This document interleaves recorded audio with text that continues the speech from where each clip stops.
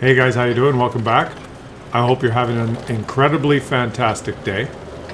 I'm going to take a sip of my coffee right now. Oh, that's good. Coffee with Claus. We're going to try this, episode 1. I've tried it before, but never stuck with it. We're only going to be able to do it maybe once a month because, guys, I can only have one coffee a month. I just can't. I was addicted to coffee. I would... You know what happens with me is I'll have a cup of coffee in the morning. I'll go, oh, that was good, and then maybe I'll be okay. But within a week of having a cup of coffee in the morning, I'll end up having 2 cups of coffee in the morning, and then within a little while of having 2 cups of coffee in the morning, I'll have 2 cups of coffee in the morning and then 1 at lunchtime. And then after a little while, it's 3 cups of coffee in the morning, 2 at lunchtime, 1 at 3 o'clock, maybe 1 after dinner. And I'm addicted. I can't stop. And so then what I think is, well, I should stop coffee. So I go cold turkey. I say, okay, I've had enough. I'm not drinking coffee anymore. And I stop. And then what happens is I get excruciating coffee withdrawal. Have you guys ever got that? If you just get yourself addicted to so much caffeine and then you stop, I get excruciating headaches for a week. And then I say, oh, that was terrible. I'll never start drinking coffee again. And about a month goes by. And then I think, oh, it would be really nice to have a coffee now. So I'm screwed. So I'm not an alcoholic. I'm a coffeeholic. And I've decided that what I'm going to do is not have coffee ever again, except for once a month. And once a month, we're going to do a Coffee with Claus episode where we just chat with some gameplay in the background, and we just chat. And I give you an update of what's going on and stuff. I guess whatever I want. It's my channel. I can do whatever I want. And in this particular episode, I have no idea what I'm going to talk about, but I want to ask you guys. I want some feedback from you guys. Let me know what. Let me know what you think. I'm going to look forward to reading the comments in this episode, and I'm going to ask you guys for some feedback on what you'd like to see in the future. Because we've been at this for quite some time. I've been at this quite some time. Some of you have been here for a long, long time. I looked at my statistics on YouTube just recently. You can look at your analytics and how your channel's doing. And you can make graphs of your subscribers and your view counts and all that kind of stuff. And then I looked at the dates. It's been almost a decade. Not quite a decade, but we've been around for a long freaking time. I can't believe how long it's been. And I'm wondering whether I'm wasting my life. I don't even know how it's possible that I am a YouTuber now, guys. It all started, and in total honesty, it all started when I got fired. I used to have a normal job where I went to work in an office. I was a scientist, a well-respected shirt and tie wearing scientist that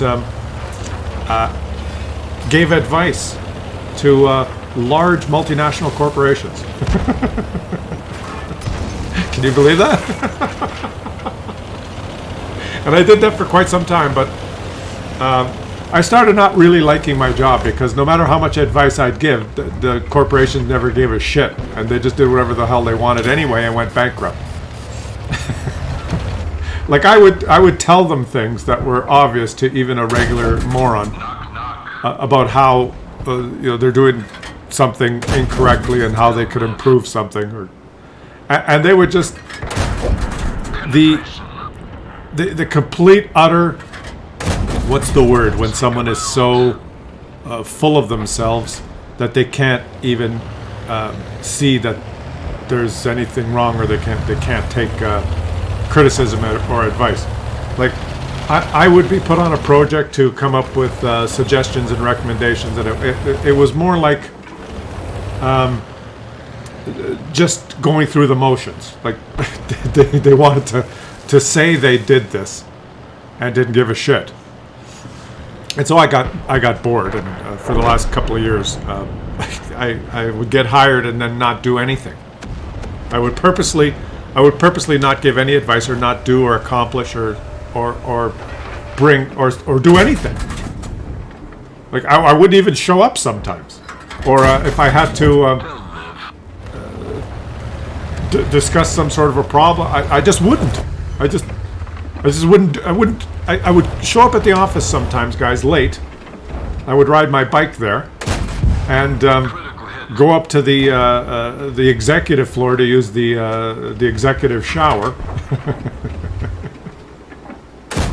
I remember one time I was up in the executive floor using the executive shower, and I came out of the shower in my bathrobe and went to the coffee machine to get a coffee before I got dressed. And I walked by the boardroom where there was the guys that hired me in the boardroom having a meeting, and I walked by in my house coat with got myself a coffee. You know, and I might have made a snide, stupid, Clausian comment like, we're out of sugar, but I don't know, whatever. It's just the stupidity. But anyway, so long story short, you guys heard the story before. So I got fired, which was a good thing. It was a good thing. It was my plan. I wanted to just get fired, because with getting fired, you usually get a severance package. You usually get a payout, right? So I said, there's no fucking way I'm quitting. Damn well they won't do a thing I say anyway, so they damn well better fire me, and it's going to cost them. And so I just, I went on the it's not work to rule, because it was my no work to rule program. I didn't do any work, and it took them 2 years to fire me, from the point when I started not doing anything to the point when they fired me. It was 2 years. And then, of course, you have an exit interview when you get fired. And they hire some... They never do it themselves, right? They hire a consultant that's supposed to ask you some questions and go through... one of the questions was, why are you... I don't know, your feedback, asking for your feedback. And I think my only comment was, well, I haven't done anything for 2 years. And it took them this long to realize that, to fire me. The company's, it's going down the toilet. They can't even manage themselves. Anyways, the other funny thing was, the consultant that they hired says, okay, well, you have been fired, and with condition of your termination to accept your severance packages, that you have to leave the building immediately. There's no 2 weeks notice here. You have to leave immediately. So we will deliver some boxes to your office, and you can pack them, and then you'll be escorted out of the building. Those packages will be sent to your home. You just leave an address. And the question was, well, how many boxes do you need? And I said, well, I don't need any boxes. And he goes, what do you mean you don't need any boxes? And I said, well, I don't need any boxes. And the guy was confounded. He goes, you're here working on an important project. You've been here for several years. What do you mean you don't need any boxes? Is this some sort of a joke? And little did he realize that I had been planning on being fired for years. And so I had cleared out my office. I had nothing in my office, right? All I had in my office was my towel for when I showered in the morning, and a pair of shoes. And what I would do is, I'd cycle to work in my cycling gear, and in my backpack I'd have like a new shirt and a new pair of pants, freshly washed in a plastic bag. So I'd ride my bike to work, shower, so I would need a towel, and then I would put on my fresh, clean clothes, and I left my shoes in my office. So I'd walk barefoot, well, I guess with socks, to my office, and then put my shoes on. So it was my routine. So all I had in my office really was a pair of shoes and a towel. Everything else that was something that I needed to complete my work, or to do what I was supposed to be doing at work, like pencils or staplers or files or articles or station, anything that I needed to actually accomplish my job. I didn't have any of that, because I didn't do my job. I did have I didn't care if I lost it. It was a folder, a blue folder. And what I would do occasionally is I would walk up and down the hall very aggressively and quickly, holding this blue folder, and I sometimes have a magazine in there that I was reading, or a book, like a science fiction book that I might have been reading, would be in the blue folder, and then I'd realize, well, I gotta kind of let them know I'm here. So I'd walk up and down the hall briskly, holding this blue folder, and I'd have it open, and I'd make a point of walking by the manager's office, or whoever, the highest level guy that was on the floor. I'd walk by his office with the blue folder open, staring at the blue folder quickly, and then I'd stop. And I'd look in the folder, and I kind of flip through some pages and go, oh, shit. And I'd turn around and walk back quickly. And, the manager would look up and see this. And my thought process was that he's probably thinking, oh, phew, wow, that Klaus, he's on to something. He's working hard. It worked for 2 years, but I think I've told you this story before. But anyway, so I got fired eventually, and I got my severance package. Nice. And then I didn't know what to do. And I played this stupid game that I sucked at, this World of Tanks thing. And in those days, I played on a Mac. I didn't have a PC. I played on a Mac, and I had to download some sort of a converter file thing so that it would run on a Mac, because World of Tanks was not designed. You could download it, but it wouldn't work. But if you downloaded some other computer program, it made it work on a Mac, sort of. It didn't really work well. So I think I had a 38% win rate or something, and I had no idea what the hell was going on. I was playing tier 1, 2, and 3. I think I might have been on tier 6 or tier 5 going down the German heavy line. I probably had this VK3001H. And I think I started going down the French lines as well, the French light. I didn't know why. I thought they looked cool, but I didn't know anything about spotting or detection or concealment. So I really sucked, right? But I thought, well, I'll make a video. I'll make a video, and I made some goofy video, which is probably the worst video that ever, the worst video ever, the worst World of Tanks video ever made is mine, and it's called How For To Play Tier 1. And I'll leave a link of it down there. You can watch my first video ever that I've ever made. And I didn't know what I was doing. I thought, well, you're on YouTube. You have to have some sort of a shtick. You have to have a persona or something, and you can't just go out there. And no one's going to listen to me if I just go on there and start talking about World of Tanks. I don't know anything about this game. Right? I don't know how it works. So I tried to make it entertaining, but my computer was shit, and everything was shit. Right? It was all shit, and it was a shit video. Complete crap. No joking. Terrible. And my plan at that time, guys, was to make 10 videos. I was going to make a How For To Play Tier 1, How For To Play Tier 2, and all the way up to Tier 10. Now, the problem is I didn't have Tier 10 tanks. I don't think I had any Tier 9 tanks. I had a Tier 8 premium tank, I think, that my daddy bought. And I don't think I had Tier 7s or 6s. So when I started, I didn't even have the tanks, but my goal was to make one video Tier 1 all the way to Tier 10. That's what I was going to do, and then that would be it. So I was playing and trying to grind to get myself a Tier 10 so that I could actually make a video. And like once a week I'd release these videos, and they were utter garbage shit videos. Quality was terrible. You guys be the judge. Maybe you could check them out. Maybe I'll make a playlist. So that was my plan. Make 10 videos, how to play Tier 1 up to 10, using a shtick, and then that would have been fun. And then I thought, well, maybe I'll get a job at Tim Hortons after that. Speaking of Tim Hortons, hold on a second, guys. Oh, that's good. Once a month I'm going to have one of these beauties. I'm drinking decaf, believe it or not. Even decaf. If I have a decaf a day and I stop, I'll have excruciating headache. You know, because my body's sensitive. Despite the rugged exterior, guys, I'm sensitive.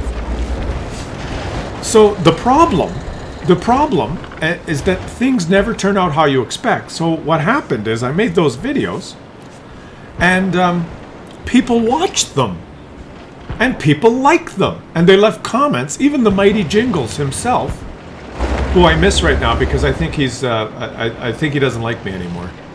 I think it's because I made fun of one of his cooking videos.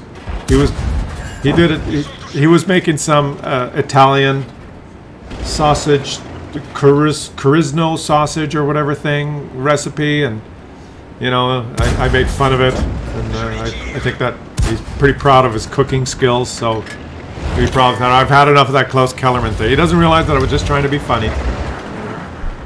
Mr. Jingles, I was just trying to be funny. But he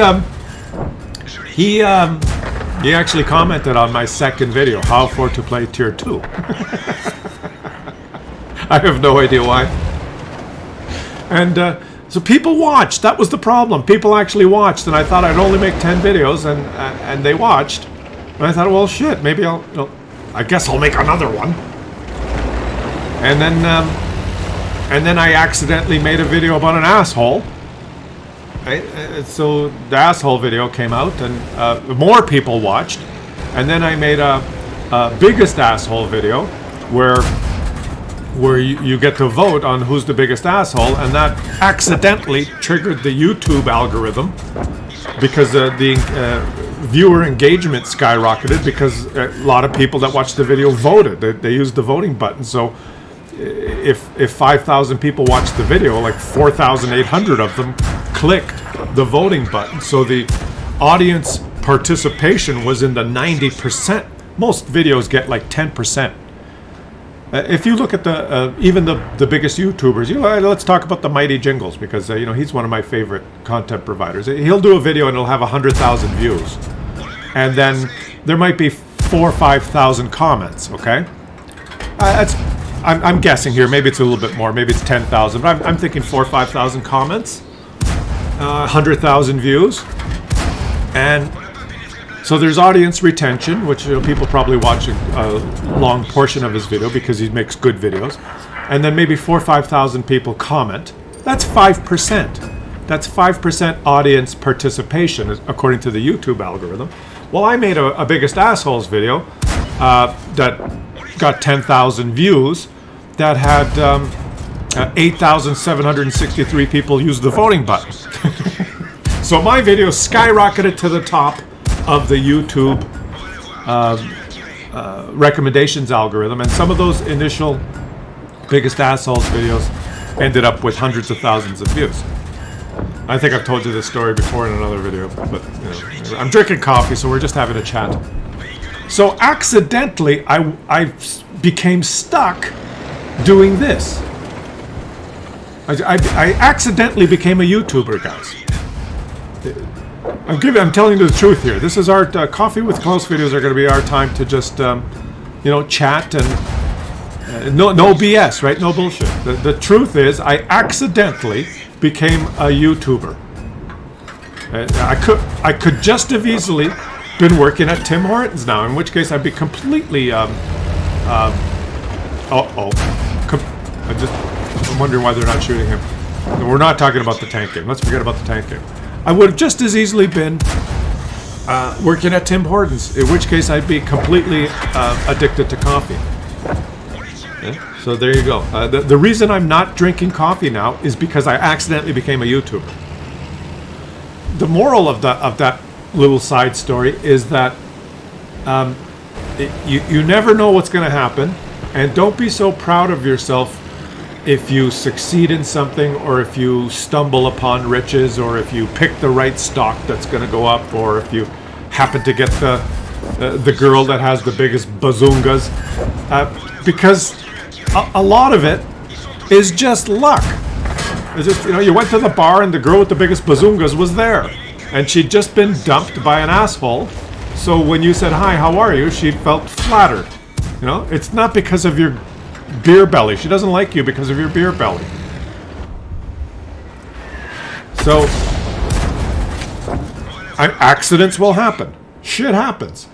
And an important person once said that the most important thing to success is just showing up. Just show up. And if you just show up, maybe, and this goes for individuals, companies, anybody. You got an idea? If you don't do it, then nothing happens. If you do it, then probably nothing happens, or you probably fail. Let's face it. Most people with new ideas are like, honey, we're going to build an extension at the back of the house. We're going to do a renovation. Yeah? And I'm going to add a sunroom, and I want a little fireplace in there, and it's going to be made out of glass. I'm going to do it myself so we can save money. I watched a YouTube video, and I bought some tools. I'm going to Home Depot to get the stuff, and I'm going to build us a sunroom. Right? 90% chance the sunroom's going to be a hunk of shit. It's going to be a disaster. He's not going to build the sunroom. He's going to wallow around back there with his hammer and a saw and make some sort of a ridiculous unsquare. The door won't close. The glass panels that he orders are going to be the wrong size. He won't dig the foundation deep enough, so the first winter it'll start cracking. It's ridiculous, right? He'll probably fail, but at least he's going to try. And that's, if you try, you may accidentally have a chance of succeeding. And you may think, oh, Claus, you're being so pessimistic. There's a lot of people with really good ideas that have achieved things, and they work hard, and you shouldn't insinuate that they don't know what they're doing. Well, and that's true, but there's so many people that have worked hard and have great ideas, and they failed. And they failed simply because they just accidentally failed. It's just, there's no one there. They make great videos, but there's no one there to see them. They make a fantastic pizza, but there's no one there to eat it.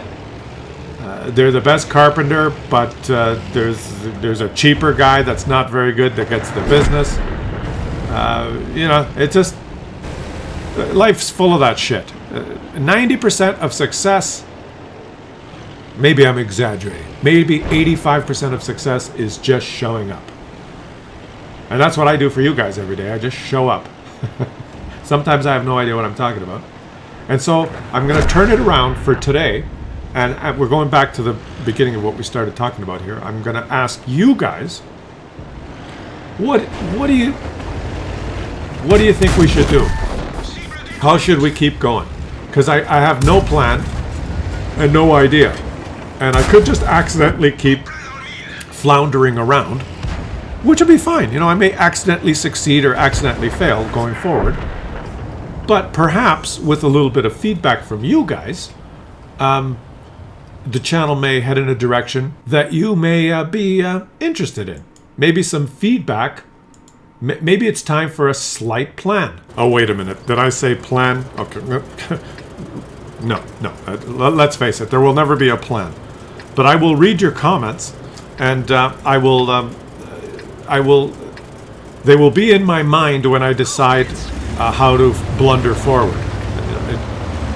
Depending on what you guys suggest. Like maybe some of you are going to say, oh, because we want you to make more biggest asshole videos. Or perhaps some of you are going to say, you should try and branch out and play some different games. And put those on YouTube. I'd like to do that actually, but that's more difficult than you think because I know how to make World of Tanks videos now. I don't really know how to make some, pick any other game. I have no idea how to make those videos. So you get good at what you're doing, or maybe not good. As good is maybe not the right word. You get accustomed to doing something, and changing it is a lot of work. Now I don't have no problem with doing work, but I'd have to. It would take some figuring out. So there is that, or I don't know. Leave some feedback, and I will read all your comments. I will try and actually. When I do these Coffee with Claus videos, I will try and reply and try and interact with the comment section It's very difficult to do because there's hundreds and hundreds of comments. But for these particular videos, I'll try and interact. I know one thing that I'm planning. Okay, this is as far as my mind thinks, and it has nothing to do with the YouTube channel or the Twitch channel. I only know that I'll probably do less on Twitch, and not forever, but for this for the summer. I know that I live in Canada. The summer is short. It's fantastic, but it's short. We get June, July, and August. Those 3 months when the days are extremely long, especially where I am in the northern latitudes here. The days can be, the sun comes up at 4:30 and sets at 10:30 at night. The days are really long. They're beautiful. You can count on fantastic weather. And that's the time when, if you live here, you got to get out and you got to do things. And I'm planning on doing a lot of paddling on my favorite rivers and lakes. I plan on doing a lot of fishing and canoeing and wingboarding and just getting out.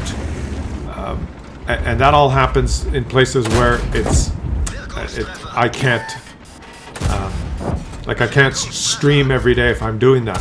There's just not a very good internet connection at the cabin where I'm doing all that. So I will probably not be streaming every day. I will still stream, but it'll be more on and off for the summer months. That's just, I'm going to enjoy my summer, is what I'm telling you, because you can get so fixated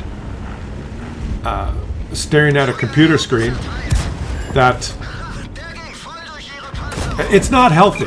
I mean, here, you're going to hear it from a YouTuber. Sitting around and playing video games 10 hours a day is not healthy. And some of the really popular streamers, I hope they... you always have to try and have a kind of a work-life balance, and I hope they don't get too out of shape and too soft and do themselves long-term harm. I'm serious about that. When you're speaking of health and your strength and your mental well-being, you cannot sit in front of a computer and play video games 10 hours a day for 20 years and exit that being a healthy human. I don't think. Maybe you can. Maybe the new generation can. I already think I spend way too much time in front of a computer playing video games. And when I stream, I do like 3-4 hour sessions, and then I'm pooped after 3-4 hours.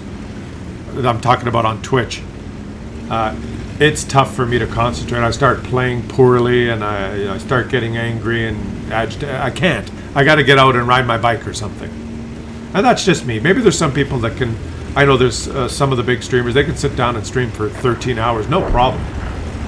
And wow, that's. I don't know how they do it. They do it. I don't know how they've done it, but they've done it. It's crazy, but I can't do that. And in fact, in the summer, when it's a beautiful day out and I'm inside doing a 5-hour streaming session, and then when I'm done, I go outside and I see the beautiful weather. I feel bad that I didn't go for a bike ride.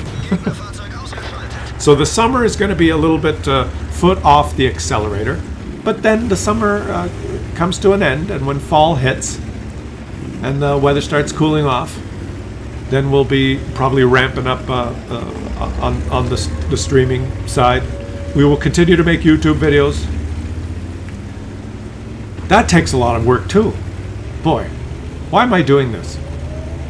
It's making the YouTube video every day is work, and then you finish that, and then you look forward to streaming. It's I guess I'm saying it's a lot of work. But I like, well, now I'm just rambling. Guys. I guess I should just take a second to say I really appreciate all your guys' support. All of you guys that actually make it worthwhile. Because it wouldn't be worthwhile if no one watched. Or if no one subbed on Twitch. Or if no one became a channel member. And those of you who became channel members or signed up on my Patreon page, you guys make it worthwhile for me to continue. Oh, here's another thing. Before, I'm just shamelessly plugging, hoping you guys support the channel monetarily. You got to do that. It just came out. I'm sorry. But here's one thing I want to do is I want to make more videos about summer adventures or traveling adventures or outdoors adventures. I'm going to do more of that. They won't end up on this channel. They'll end up on my POV channel. But if I have some excitement in the summer or now that the world is opening up, and I could make this video go for an hour. I am just in the middle of booking my first out-of-country vacation. We're going down to Mexico to have some cervezas. Yeah, we're going to be going to the southern tip of the Baja Peninsula, and that's not happening till November. But you got to book it now because airfares are ridiculous, or should I say redonkulous. So there'll be some Mexican videos coming up. There's going to be cervezas drank. That'll be in November. We've got to go through the summer first. So there's lots planned. And guys, I just wanted to, end off by telling you thank you so much for your support and your some of you that have been around for a hell of a long time. Let me know in the comment sections how long you've been subbed for, and leave some feedback. Let me know what whether it's this channel or the POV channel, whether you like those. I've done some videos of Klaus's trip to Mexico, Klaus camping, whether you even like this idea of having a Coffee with Klaus episode once a month, just to chat. But leave some feedback. Let me know what you guys would like to see, and I will read all your comments this time, guys. I will read them all, and I'll try and leave some replies to the to a lot of them. And I will appreciate all your feedback, and it may help me blunder forward and continue. All right, guys? So thanks for watching. I hope you guys have a fantastic rest of your day, and stay safe, stay happy. I hope. What do I hope? I don't really hope anything. I'm going to finish my coffee here. Whoa, 1 coffee a month is amazing. Oh, yeah. Leave some comments, guys. I will read them, and I will catch you a month from now with another Coffee with Klaus episode.